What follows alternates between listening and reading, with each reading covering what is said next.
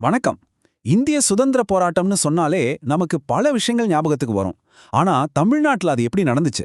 குறிப்பா 1920களிலும் 30களிலும் அதோட கதை கொஞ்சம் தனித்துவமானது, சுவாரஸ்யமானது. வாங்க அத பத்தி தான் இப்ப நாம விரிவாக பார்க்க போறோம். ஒரு பெரிய தேசிய இயக்கம் திடீர்னு நின்னு போச்சுன்னா என்ன ஆகும்?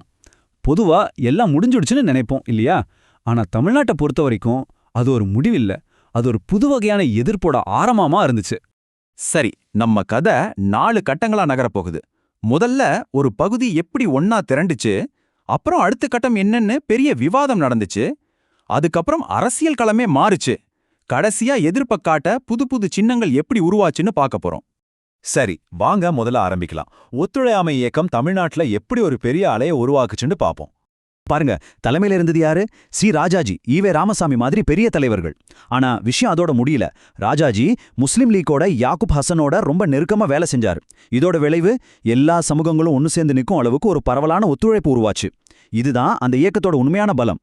அப்ப போராட்டம்னா என்ன பண்ணாங்க? வெறும் கோஷம் போடுறது மட்டும் இல்ல. தஞ்சாவூர்ல வரி கொடுக்க மாட்டோம்னு சொன்னாங்க.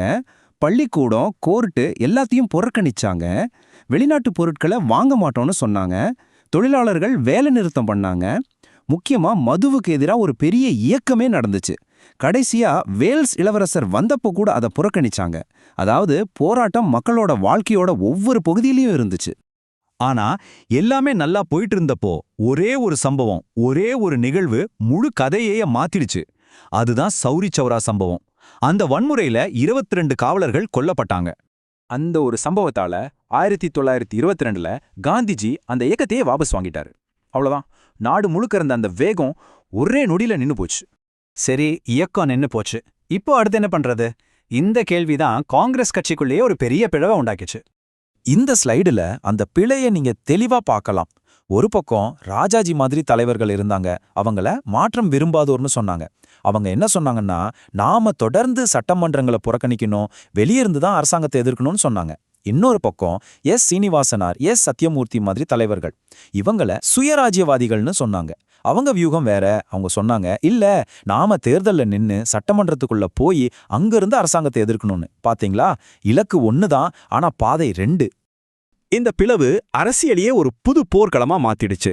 அதுதான் தேர்தல்கள். வாங்க அந்த ஆட்டத்துல என்ன நடந்துச்சுன்னு பார்க்கலாம். இங்கதான் ஒரு சுவாரஸ்யமான திருப்பம் வருது. 1926 தேர்தல்ல சுயராஜ்யவாதிகள் ஜெயிச்சிட்டாங்க. ஆனா காங்கிரஸ் கொள்கைப்படி அவங்க அரசாங்கத்தை அமைக்க மாட்டோம்னு சொல்லிட்டாங்க. அப்போ என்ன செஞ்சாங்க தெரியுமா? அவங்க ஒரு சுயேச்சை வேட்பாளரான பி சுப்பராயனை ஆதரிச்சு அவரை முதலமைச்சராக்கினாங்க. யோசிச்சு பாருங்க, தேர்தல்ல ஜெயிச்சும் ஆட்சியில உட்காராத ஒரு நிலைமை. சுயராஜ்யவாதிகள் எடுத்த இந்த முடிவுனால என்ன ஆச்சு? 1930 தேர்தல்ல அவங்க போட்டி இடாததால நீதி கட்சிக்கு ரொம்ப சுலபமா வெற்றி கிடைச்சிருச்சு. அவங்க அடுத்த 7 வருஷத்துக்கு, அதாவது 1937 வரைக்கும் பதவியில இருந்தாங்க. சரி, காங்கிரஸ் நேரடி ஆட்சியில இல்ல. அப்போ போராட்ட குணம் போயிடுச்சா? இல்லவே இல்ல. அந்த போராட்ட நெருப்பு அணையல. அதுக்கு ஒரு புது வடிவம் கிடைச்சது. அதுதான் சைமன் கமிஷன் புறக்கணிப்பு. எதுக்கு இந்த புறக்கணிப்பு? ஏன்னா இந்தியாவோட எதிர்காலத்தை தீர்மானிக்க வந்த அந்த கமிஷன்ல ஒரு இந்தியல் கூட இல்ல. எல்லாமே வெள்ளக்காரங்க. இது ஒரு பெரிய அவமானமா பார்க்கப்பட்டுச்சு. சென்னையில சத்யமூர்த்தி தலைமையில கமிஷன் வந்தப்போ மக்கள் கருப்பு கொடி காட்டி அவங்களோட எதிர்ப்பை பதிவு செஞ்சாங்க. இப்போ நம்ம அடுத்த கட்டத்துக்கு வரோம். இது ஒரு சுவாரஸ்யமான கேள்வி. எதுக்கு ஒரு சிலைக்காக இவ்வளவு போராடணும்? ஏன்னா அந்த சிலை வெறும் கல் இல்ல.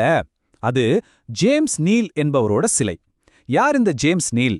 அவர் 1857ஆம் ஆண்டுல நடந்த சிப்பாய் கழகத்தை ரொம்ப கொடூரமா அடக்கின ஒரு இராணுவ அதிகாரி. அவரோட சிலை சென்னையில நிக்கிறது இந்தியர்களோட உணர்வுகளை அவமானப்படுத்துற மாதிரி இருந்துச்சு. அதனாலதான் இந்த சிலை அகற்றப்படணும்னு 1927ல போராட்டங்கள் ஆரம்பிச்சது. இது ஒரு நாள் 2 நாள் போராட்டம் இல்ல, தொடர்ந்து நடந்துகிட்டே இருந்துச்சு.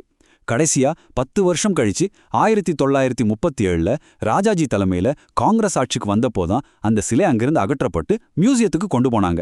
பாத்தீங்களா, விடாமுயற்சிக்கு கிடைச்ச வெற்றி இது. இந்தியாவோட சுதந்திர போராட்டம்னு சொன்னாலே அது ஒரு பெரிய கடல் மாதிரி. ஆனா அதோட உண்மையான அலைகள் எங்கிருந்து வந்துச்சு தெரியுமா?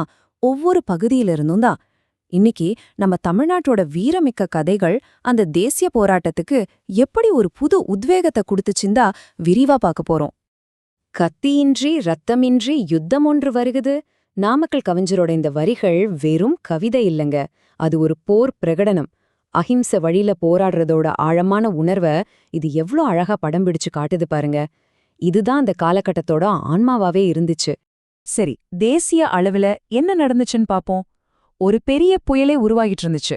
1929ல காங்கிரஸ் கட்சி ஒரு தீர்க்கமான முடிவெடுத்தாங்க. இனிமே பேச்சுவார்த்தை எல்லாம் கிடையாது, பூரண சுயராஜ்யம், அதாவது முழுமையான சுதந்திரம் தான் ஒரே இலக்குன்னு அறிவிச்சாங்க. இந்த அறிவிப்பு சும்மா இல்ல.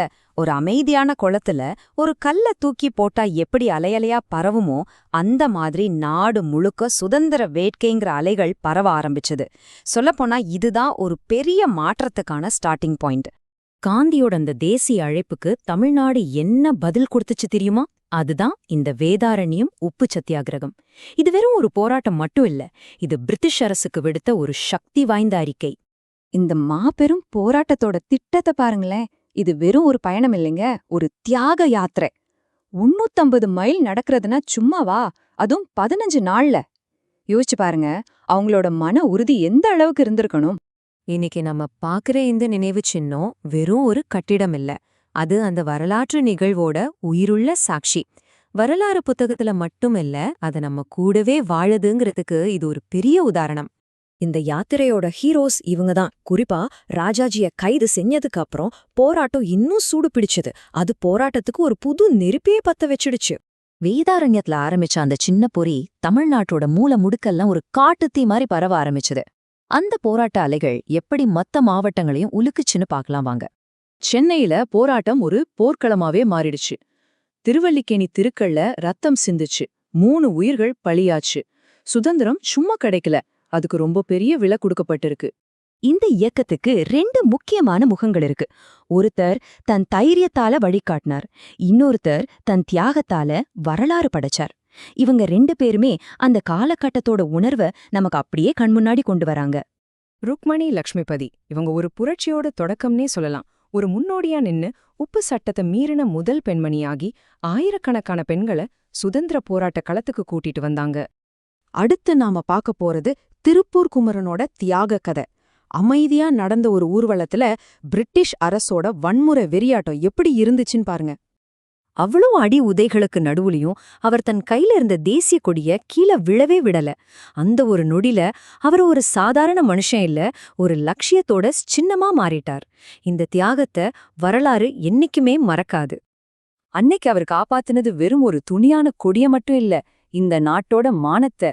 அதனாலதான் இன்னிக்கும் அவரை நாம கொடிகாத்த குமரன்னு பெருமையோட சொல்றோம். இது வெறும் பேர் இல்ல, இது ஒரு வரலாறு. சரி, இப்போ போராட்ட களத்திலிருந்து அதிகார மையத்துக்கு வருவோம்.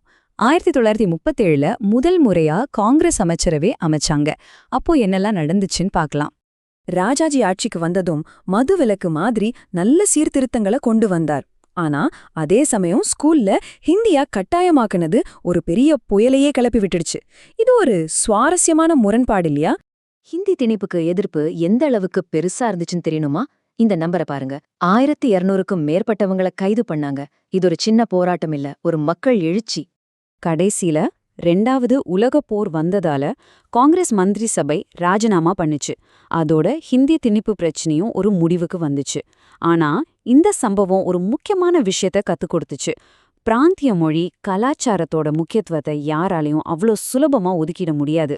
இப்போ நாம சுதந்திர போராட்டத்தோட கடைசி கட்டத்துக்கு வந்துட்டோம். ஆகஸ்ட் 8, 1942. வெள்ளையனே வெளியேறு. இது வெறும் ஒரு கோஷம் இல்ல, பிரிட்டிஷ் அரசுக்கு விடுத்த இறுதி எச்சரிக்கை. காந்தியோட இந்த செய் அல்லது செத்துமடிங்கிற முழக்கம் இதுக்கு மேல சமரசத்துக்கே இடமே இல்ல, இதுதான் கடைசி போராட்டம்னு ரொம்ப தெளிவா சொல்லுச்சு. எல்லா பெரிய தலைவர்களையும் கைது பண்ணப்போ காமராஜ் மட்டும் தப்பிச்சு தலைமறைவா இருந்தாரு. அவர் ஒரு நிழல் மாதிரி மறைஞ்சு இருந்து தமிழ்நாட்டுல இந்த இயக்கத்தை அணையாம பாத்துக்கிட்டாரு. அவரோட அந்த சமயோசித புத்தி இல்லன்னா இந்த இயக்கம் என்ன ஆயிருக்கும்னு யோசிச்சு பாருங்க. இது வெறும் தலைவர்களோட இயக்கம் மட்டும் இல்ல, மில் தொழிலாளிகள்ல இருந்து காலேஜ் ஸ்டூடெண்ட்ஸ் வரைக்கும் சமூகத்தோட எல்லா தரப்பு மக்களும் இதுல கலந்துக்கிட்டாங்க. இது ஒரு உண்மையான மக்கள் புரட்சியா வெடிச்சது. இன்னைக்கு நம்ம பார்த்த இந்த சம்பவங்கள்லாம் நமக்கு என்ன சொல்லுது? ஒரு பெரிய தேசிய வரலாற்றோட அடித்தளமே இந்த மாதிரி உள்ளூர்ல நடந்த தியாகங்களும் வீரச் செயல்களும் தான். இத பத்தி நீங்க என்ன நினைக்கிறீங்க? வாங்க இத பத்தி இன்னும் பேசுவோம்.